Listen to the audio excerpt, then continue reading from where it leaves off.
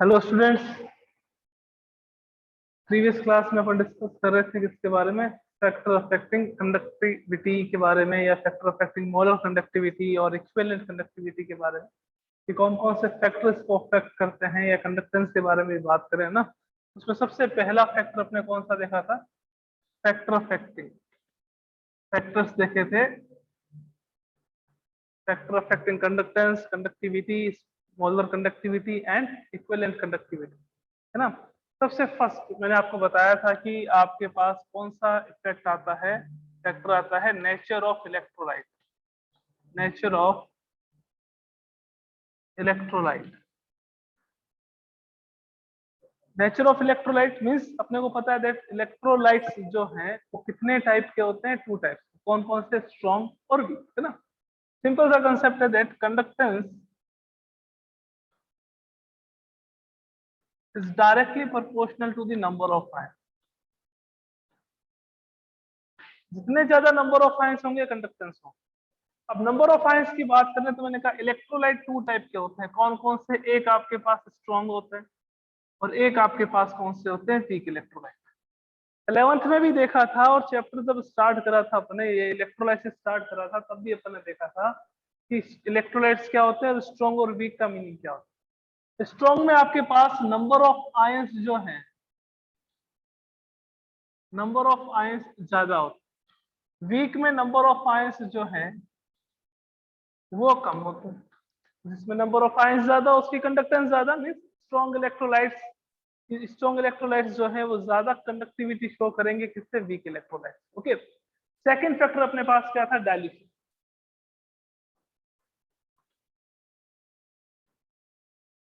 Dilution, dilution का effect strong electrolyte पे कैसे होता है और वीक इलेक्ट्रोलाइट पे कैसे होता है, दोनों देखेंगे, है ना। कि डाइल्यूशन का मीनिंग क्या हो गया? डाइल्यूशन का मीनिंग होगा दैट एडिशन ऑफ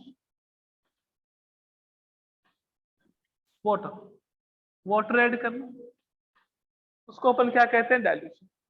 अब पहले अपन बात कर लेते हैं किसके लिए? स्ट्रॉन्ग इलेक्ट्रोलाइट के लिए, कि अगर आप स्ट्रॉन्ग इलेक्ट्रोलाइट का डाइल्यूशन करते हो तो कंडक्टिविटी, यानी सॉरी, कंडक्टेंस, मोलर कंडक्टिविटी या इक्विवेलेंट कंडक्टिविटी इंक्रीज होगी या डिक्रीज।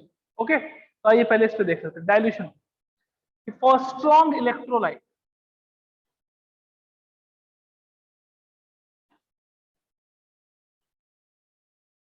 स्ट्रॉन्ग इलेक्ट्रोलाइट्स, शायद आपको एक बात पता है that strong electrolytes are that electrolytes which are completely dissociated into their ions.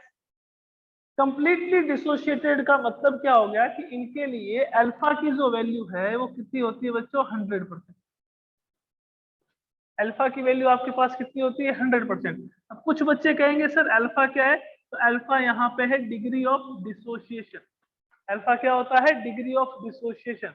आपको पता हो शायद कि डीओडी यानी कि degree of dissociation is equal to number of dissociated ions, number of dissociated ions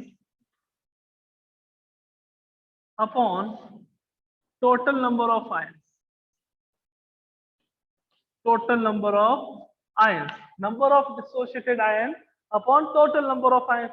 तो स्ट्रॉन्ग इलेक्ट्रोलाइट्स के लिए अल्फा तो आपके पास क्या होता है? 100%।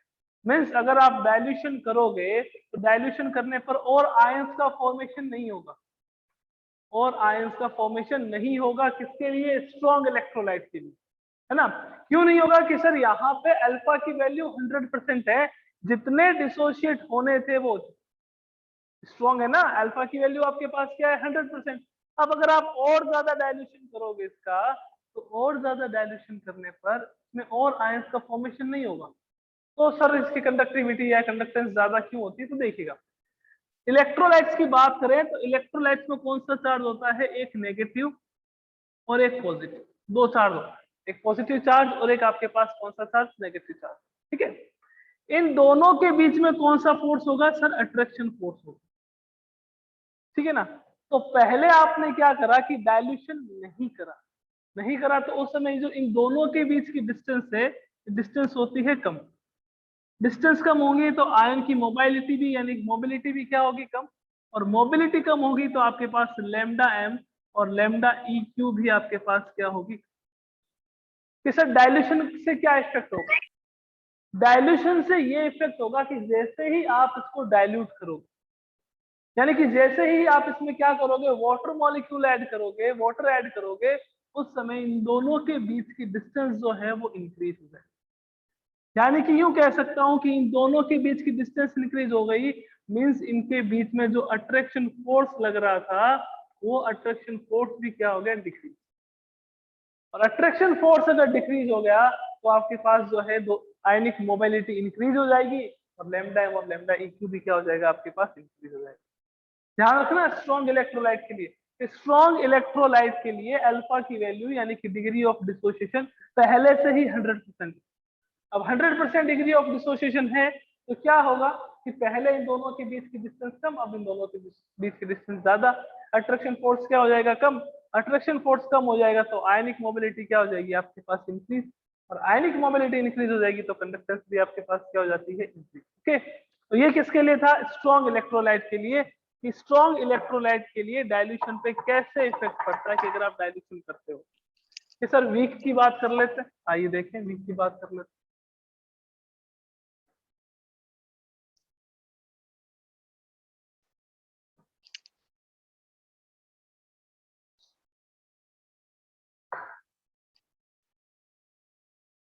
और weak electrolyte,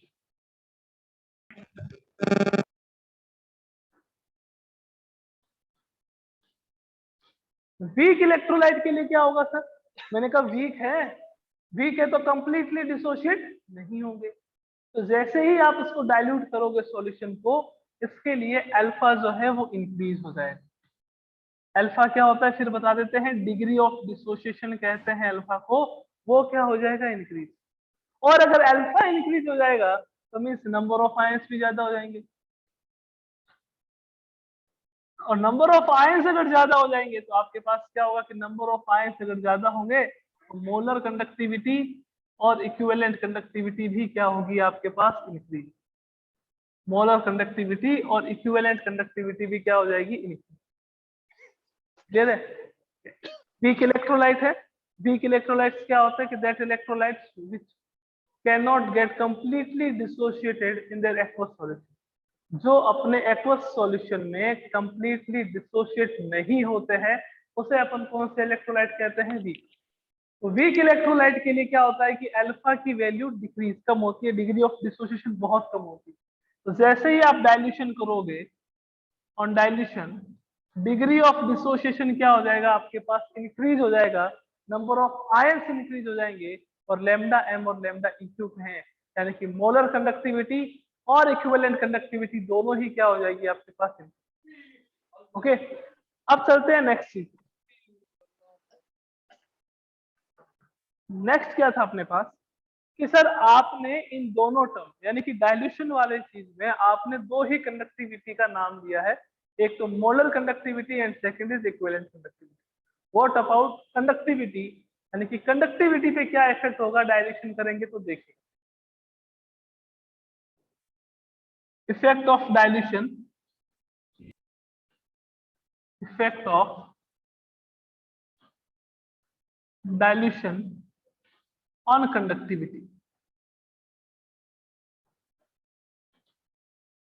on conductivity. Dilution का कंडक्टिविटी, कंडक्टिविटी का मीन्स क्या हो गया, कप्पा, है ना। कप्पा पे क्या इफेक्ट होगा अगर आप डाइल्यूशन करोगे, तो देखिए कप्पा पे क्या इफेक्ट होगा। आपके पास मान लीजिए कि कोई इलेक्ट्रोलाइट है, उस इलेक्ट्रोलाइट के एक्स मोल आपके प्रेजेंट है, किसमें, पहले मान लीजिए 1 लीटर ऑफ वाटर में present, x mole of any electrolyte is present in 1 ml 1 litre of water. Okay, अब आपने डाइल्यूशन करा, डाइल्यूशन करा तो क्या हुआ, आपके पास वाटर का अमाउंट इंक्रीज हो गया, मीन्स 2 लीटर मान लीजिए कि अपने पास वाटर हो, तो पहले कितना था, एक्स मोल ऑफ इलेक्ट्रोलाइट किसमें था, 1 लीटर ऑफ वाटर में। अभी भी क्या है, एक्स मोल ऑफ इलेक्ट्रोलाइट किसमें है, 2 लीटर वाटर में। तो अपन क्या कहेंगे कि दैट यूनिट वॉल्यूम में नंबर ऑफ आयंस जो है वो डिक्रीज हो जाते हैं यूनिट वॉल्यूम में। यानी कि यूं कह सकते हैं दैट 1 ml वॉल्यूम में नंबर ऑफ आयंस क्या हो जाते हैं, डिक्रीज। कि जब भी आप डायल्यूशन करते हो तो डायल्यूशन करने पर यूनिट वॉल्यूम में क्या होगा कि नंबर ऑफ आयंस कम हो जाएंगे। यानी कि 1 ml वॉल्यूम में आपके पास नंबर ऑफ आयंस क्या होंगे, डिक्रीज, अगर आप डायल्यूशन करोगे तो इसके कारण से जो कप्पा है यानी कि कंडक्टिविटी है वो डायल्यूशन करने पे डिक्रीज हो जाती है। कंडक्टिविटी जो है ऑन डायल्यूशन क्या होती है, डिक्रीज। 1 मार्क में क्वेश्चन आता है कि why conductivity is decrease on the dilution, क्या कारण से? Because number of ions in per liter volume या number of ions in per ml volume decreases, so the conductivity is decreased. So conductivity is decreases, conductivity क्या हो जाती है, decrease. अब कई अच्छे स्टूडेंट्स, इंटेलिजेंट स्टूडेंट्स, उनके मन में कुछ ख्यालात आ रहे होंगे कि सर फिर लैम्डा एम का भी तो फॉर्मूला ये होता है, कप्पा इंटू 1000 अपॉन आपके पास क्या आ जाता है, सी, यानी कि कंसंट्रेशन, मोलरिटी आ जाती है। तो अगर सर कप्पा डिक्रीज होगा तो लैम्डा एम कैसे इंक्रीज होगा? आप तो ऊपर कह रहे हो कि डायल्यूशन करने पर लैम्डा एम क्या हो जाता है, आपके पास इंक्रीज हो जाता है। ऊपर तो मैं कह रहा हूँ लैम्डा एम इंक्रीज होगा, नीचे मैं कह रहा हूँ कप्पा डिक्रीज होगा। लैम्डा एम का फॉर्मूला क्या आता है, कप्पा इंटू 1000 अपॉन एम। तो सर ये कैसे पॉसिबल? तो देखो क्या है कि आपने क्या करा, कप्पा जो है वो डिक्रीज हो रहा था, आपके दिमाग में क्वेश्चन आया, क्या आया कि लैम्डा एम भी क्या होगा, डिक्रीज होगा। तो बट ये भी तो देखो कि जो लैम्डा एम है वो मोलरिटी पे भी आपके पास डिपेंड है। Lambda M is also depend on molarity. तो सर मोलरिटी क्या होता है? मैंने कहा मोलरिटी जो है वो मोल्स अपॉन वॉल्यूम होता है। क्या होता है? Moles upon volume. अब मैं डाइल्यूशन करूंगा तो डाइल्यूशन करने पर मेरे पास वॉल्यूम जो है वो क्या होगा, increase. On dilution volume of the solution will increase. और अगर वॉल्यूम इंक्रीज होगा तो मोलरिटी जो है वो क्या हो जाएगी, डिक्रीज। मोलरिटी क्या होगी, डिक्रीज। और अगर मोलरिटी डिक्रीज होगी तो लैम्डा एम क्या हो जाएगा, आपके पास इंक्रीज हो जाएगा। ओके, तो यार दिमाग में रखना बात कि अगर आप डाइल्यूशन करते हो तो डाइल्यूशन करने पर मोलर और इक्विवेलेंट कंडक्टिविटी इंक्रीज होती है, बट कंडक्टिविटी या स्पेसिफिक कंडक्टेंस की बात करें तो वो डिक्रीज होती है, बिकॉज यूनिट वॉल्यूम में नंबर ऑफ आयंस क्या हो जाते हैं, डिक्रीज हो जाते हैं। यूनिट वॉल्यूम में नंबर ऑफ आयंस जो है वो क्या हो जाते हैं, डिक्रीज। ओके,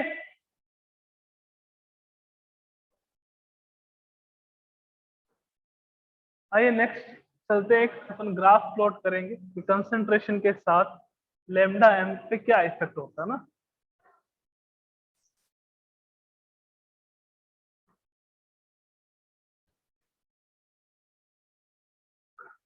वो ग्राफ जो अपन देख रहे हैं वो दोनों के लिए अलग अलग देख, स्ट्रॉन्ग इलेक्ट्रोलाइट के लिए, वीक इलेक्ट्रोलाइट के लिए ना। स्ट्रॉन्ग के लिए क्या इफेक्ट होगा, वीक के लिए क्या इफेक्ट होगा, देख। ये आपके पास ग्राफ किसके बीच में, कंसंट्रेशन और लेमडा एम के, कंसंट्रेशन और मोलर कंडक्टिविटी के, लेमडा एम और रूट सी के बीच। ओके, अब देखिएगा स्ट्रॉन्ग इलेक्ट्रोलाइट के लिए बात करें।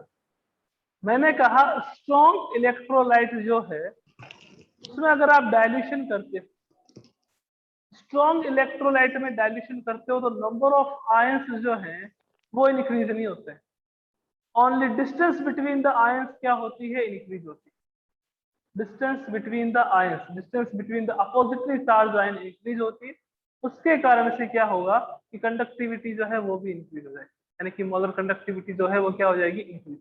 तो स्ट्रॉन्ग इलेक्ट्रोलाइट के लिए मैं अगर बात करूं तो ग्राफ कुछ मुझे ऐसा मिलता है, स्लाइटली चेंज। ग्राफ कुछ ऐसा मिलता है नेगेटिव स्लोप के साथ, यानी कि जैसे जैसे आप कंसंट्रेशन इंक्रीज करोगे वैसे वैसे लैम्डा एम आपके पास क्या हो जाएगा, डिक्रीज। जैसे जैसे अपन कंसंट्रेशन इंक्रीज करेंगे, ये कंसंट्रेशन वाला एक्सिस है, कंसंट्रेशन जैसे जैसे इंक्रीज करेंगे लैम्डा एम यानी कि कंडक्टिविटी वैसे वैसे क्या हो जाएगी, डिक्रीज। बट वो नहीं है कि एकदम ड्रास्टिकली चेंज आ जाएगा और एकदम कंसंट्रेशन इंक्रीज करने के साथ चेंज हो जाएगा, because number of ions strong electrolyte के लिए ना, अपन यहाँ लिख देते हैं कि दैट ये क्या है, किसके लिए है, स्ट्रॉन्ग इलेक्ट्रोलाइट के लिए है। स्ट्रॉन्ग इलेक्ट्रोलाइट के लिए ग्राफ। अब देखिएगा कंसंट्रेशन जैसे जैसे इंक्रीज करी लैम्डा एम में स्लाइटली चेंज आया। वो स्लाइटली चेंज क्यों आएगा? बिकॉज आप सॉल्यूशन को कंसंट्रेट करोगे तो अपोजिटली चार्ज आयन जो है वो पास पास में, उनके बीच की डिस्टेंस क्या हो जाएगी? कम हो जाएगी। और डिस्टेंस कम हो जाएगी तो आयनिक मोबिलिटी नहीं रहेगी, और मोबिलिटी नहीं रहेगी तो वो आपके पास मूवमेंट नहीं करेंगे। मूवमेंट नहीं करेंगे तो कंडक्टिविटी कैसे करेंगे? कंडक्टिविटी है क्या ओवरऑल? कि मूवमेंट ऑफ आयन। आयन जो मूवमेंट करते हैं उसी को तो अपन कंडक्टिविटी कहते हैं, बिकॉज आयन होंगे तो कंडक्टिविटी होगी, है ना। अब देखिएगा यहाँ पे क्या कि अगर आपके पास कंसंट्रेशन जीरो हो जाए, कंसंट्रेशन जीरो हो जाए तो ये जो है आपके पास कंडक्टिविटी यानी कि जो मोलर कंडक्टिविटी है वो क्या हो जाएगी? मैक्सिमम। मोलर कंडक्टिविटी जो है वो आपके पास क्या हो जाएगी? मैक्सिमम हो जाएगी। मोलर कंडक्टिविटी क्या है? मैक्सिमम हो जाएगी। और जीरो कंसंट्रेशन पर, जीरो कंसंट्रेशन पर जो आपके पास मोलर कंडक्टिविटी या इक्विवेलेंट कंडक्टिविटी होती है उसको अपन कहते हैं लैम्डा एम नॉट, यानी कि लिमिटिंग कंडक्टिविटी। लिमिटिंग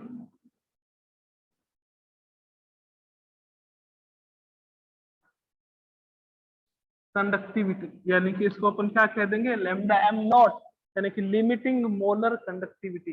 यानी कि अब इससे ज्यादा कंडक्टिविटी इंक्रीज नहीं हो सकती। क्या यूं कह सकते हैं कि जीरो कंसंट्रेशन पर जब सॉल्यूशन बहुत ज्यादा डाइल्यूट, है ना, जब सॉल्यूशन बहुत ज्यादा डाइल्यूट हो यानी कि जीरो कंसंट्रेशन पर जो आपके पास कंडक्टिविटी आती है उसको अपन क्या कहते हैं? लिमिटिंग कंडक्टिविटी कहते हैं।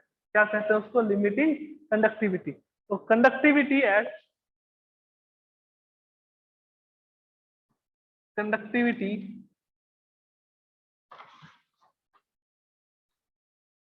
infinity dilution, infinity dilution और zero concentration is known as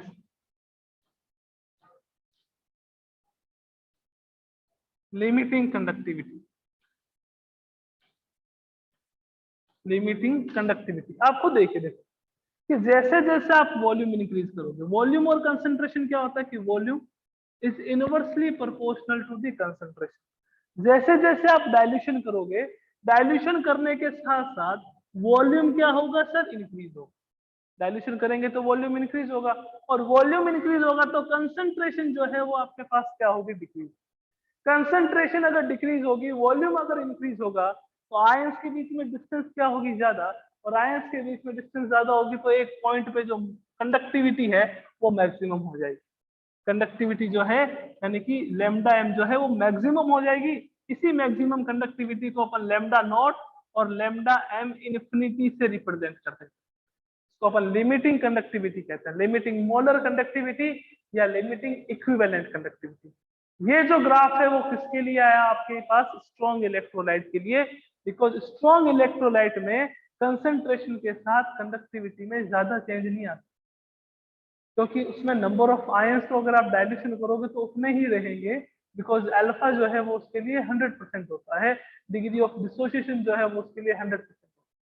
ये सर वीक के लिए कैसे आएगा ये बता दीजिए। तो आइए देखते हैं वीक के लिए कैसे आएगा। वीक की बात कर लेते हैं, वीक इलेक्ट्रोलाइट्स के लिए।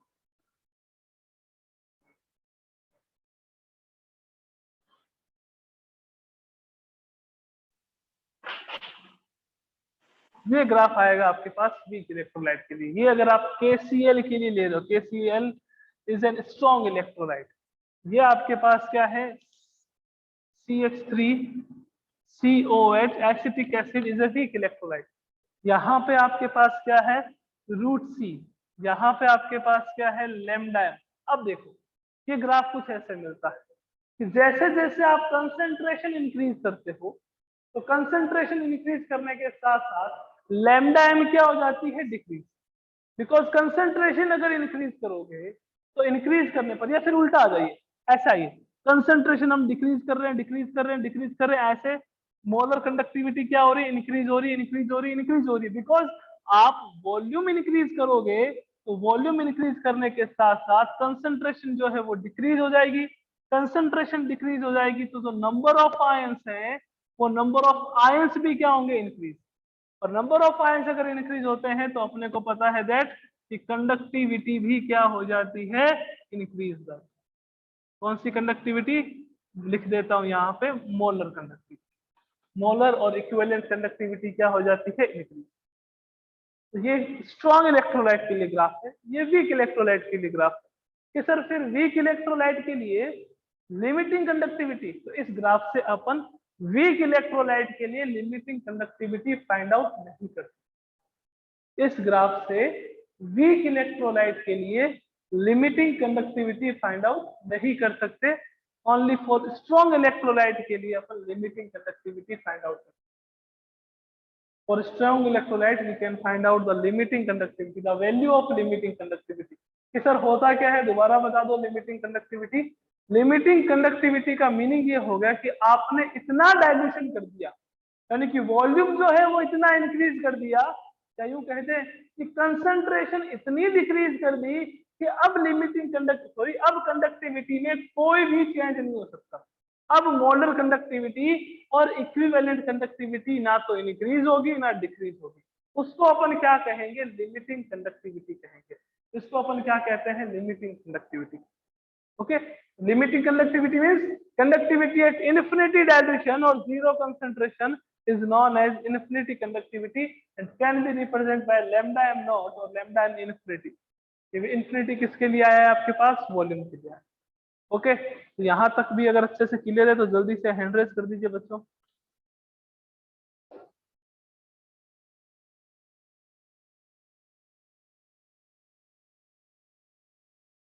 क्लियर है तो जल्दी से हैंड रेज कर दीजिए, फिर चलते हैं आगे नेक्स्ट।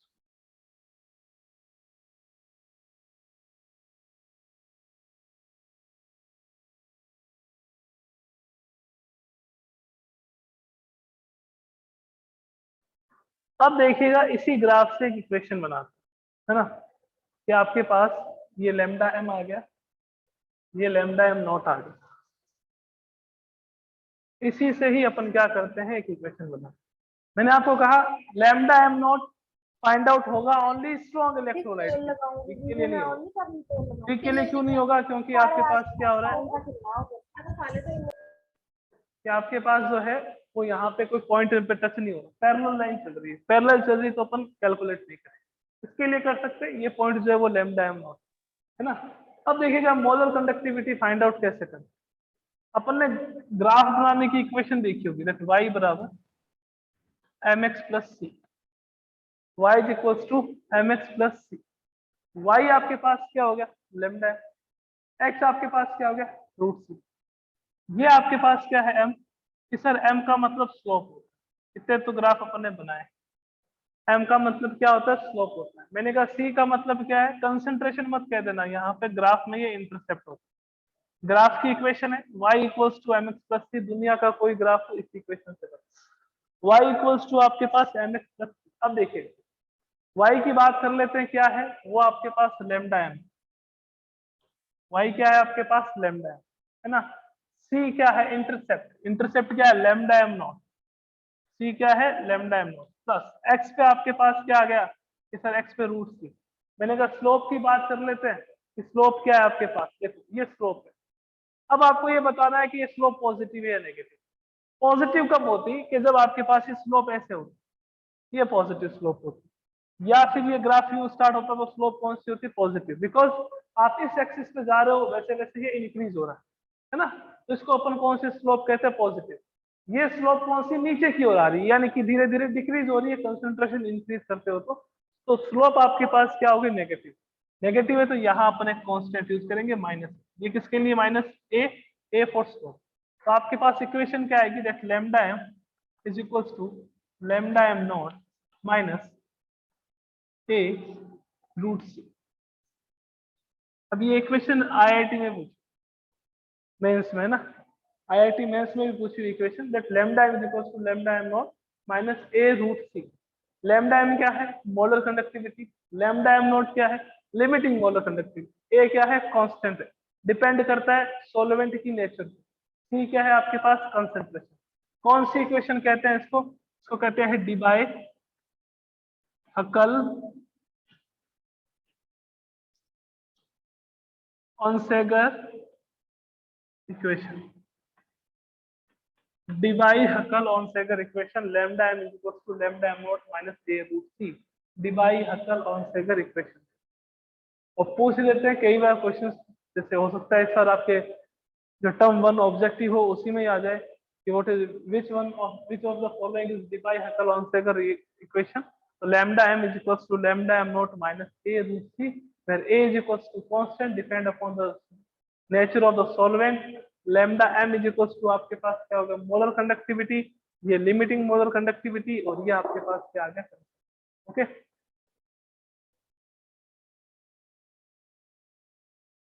ये अपने पास हो गया, फैक्टर हो गए 2 कंप्लीट।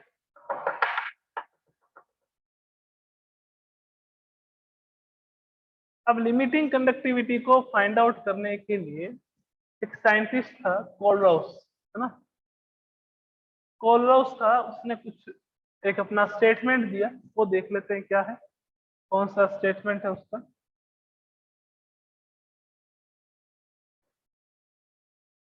और उस लॉ को क्या कहते हैं, कोलराउस लॉ तो कहेंगे बिकॉज साइंटिस्ट का नाम है। एक और नाम है उसका, law of independence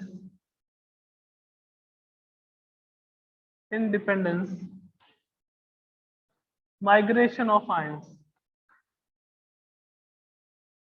independence migration of ions, या इसको अपन कोलराउस लॉ कहते हैं। क्या कहते हैं इसको, कोलराउस लॉ कहते हैं। क्या कहा था भाई साहब ने, वो देख लेते हैं कोलराउस ने। अकॉर्डिंग टू दिस लॉ, या according to Kohlrausch, the limiting conductivity of any electrolyte, the limiting, गौर से सुनना है ना, गौर से statement, the limiting conductivity of any electrolyte is sum of the limiting conductivity of ions of that electrolyte, यानी कि constituent ions of that electrolyte. दोबारा बोल देता हूँ एक बार अच्छे से आराम से सुनना है ना। Limiting conductivity of any electrolyte, कोई भी इलेक्ट्रोलाइट हो उसकी लिमिटिंग कंडक्टिविटी जो है वो उसके कॉन्स्टिट्यूएंट आयंस की लिमिटिंग कंडक्टिविटी के सम के इक्वल होती है।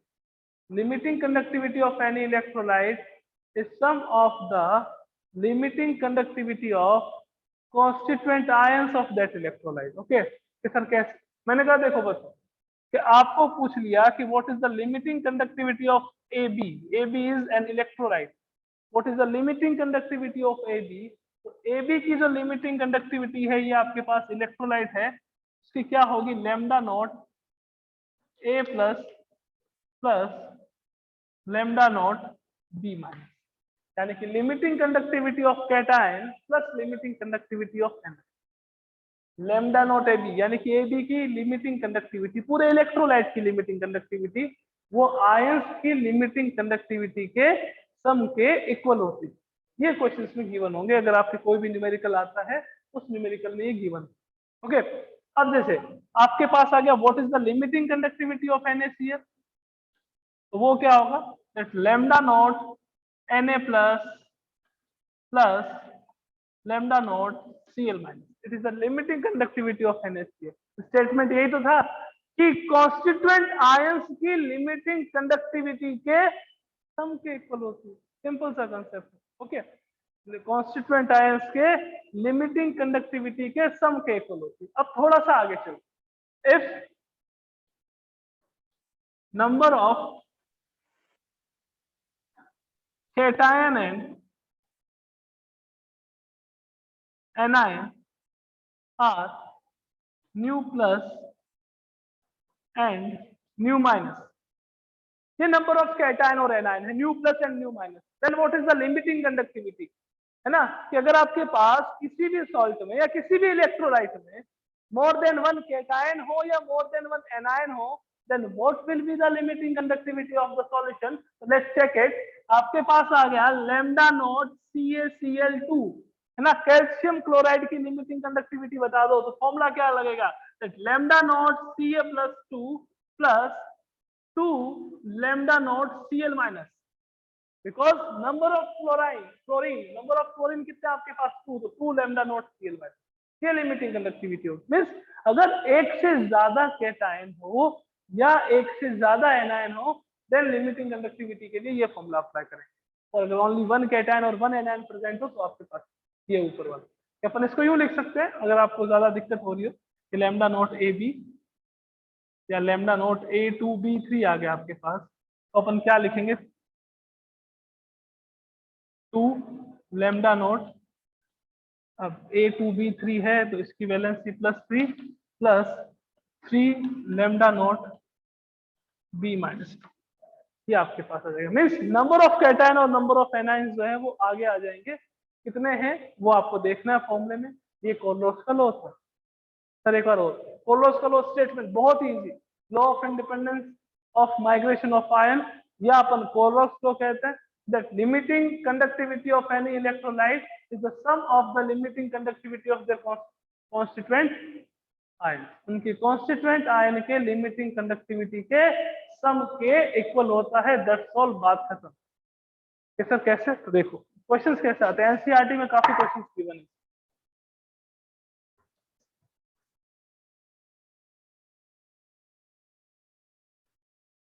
फॉर एग्जांपल आपके पास न्यूमेरिकल आ गया that limiting conductivity of H plus is equals to X and limiting conductivity of Cl minus molar conductivity है वो आपको Y गिवन है ना, X और Y गिवन है। देखो भाई बच्चों एग्जैक्ट डाटा होता है, एग्जैक्ट डाटा एग्जैक्ट जो है वही होगा, है ना।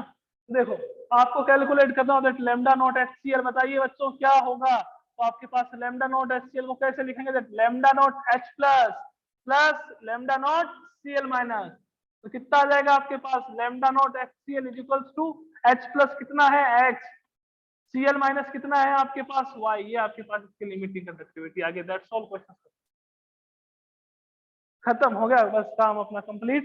कि लैम्डा नॉट HCl क्या आएगा, H plus, lambda naught HCl क्या आ जाएगा अपने पास, H प्लस Y। आपके पास आ गया दैट Mg+2 है, उसकी लिमिटिंग कंडक्टिविटी लैम्डा नॉट, इसकी आपके पास P है या फिर लैम्डा नॉट आपके पास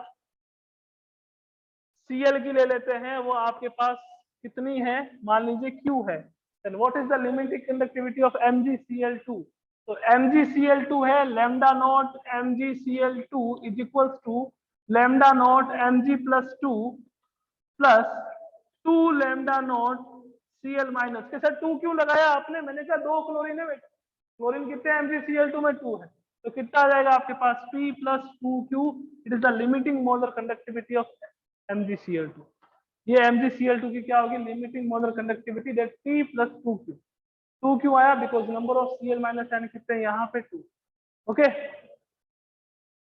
और इससे आगे कल अपन देखेंगे कि इक्विवेलेंट कंडक्टिविटी कैसे फाइंड आउट करते हैं and what is the application of Kohlberg's law, है ना। कोलबर्ग्स लॉ की एप्लीकेशन के बारे में कल डिस्कस करेंगे, साथ में इक्विवेलेंट कंडक्टिविटी कैसे कैलकुलेट करते हैं वो भी देखेंगे, ओके। तो मिलते हैं कल, थैंक यू।